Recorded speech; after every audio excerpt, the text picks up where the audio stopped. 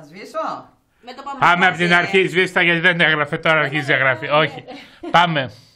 Έλα, πεθερά. Ζήσεις γιαγιά, χρόνια πολλά. Μεγάλη να γίνεις με άσπρα γυαλιά.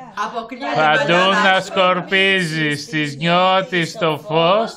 Και όλοι να λένε μια ψάλτης. Μπράβο. Έλα, πεθερά, δώσε ένα φυλάκι να σας πάρουμε. Έλα.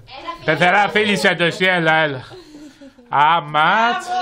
Μπράβο, άντε και στα 100.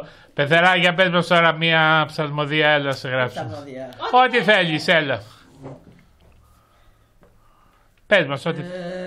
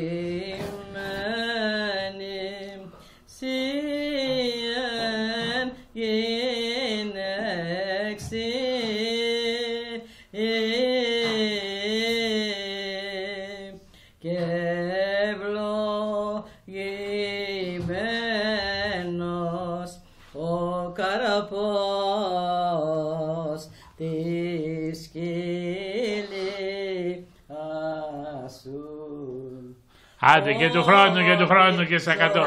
Πεθερέ, άσε τώρα πήγε ο πεθερός μου κάτι. Α, δεν το πιστεύω. Καλά. Ωραία, και του χρόνου πήγε. Πεθερέ, για πες μας κάτι, περίμενε Κατερίνα, Πεθερέ, για πες μας για την κατοχή κάτι. Τι γινόταν, ήταν οι Γερμανοί στο Καστέλι? Πώς δεν ήταν. Ήμουνα και στους Γερμανούς εγώ. Εναντίον τους Γερμανούς ήσουνα. Τους πολεμούσες. Τότε δεν πολεμούσα, αλλά ήμουνα μαζί τους στο μαγειρίο. Α, με τους Γερμανούς. Α, και τι μαγειρεύανε?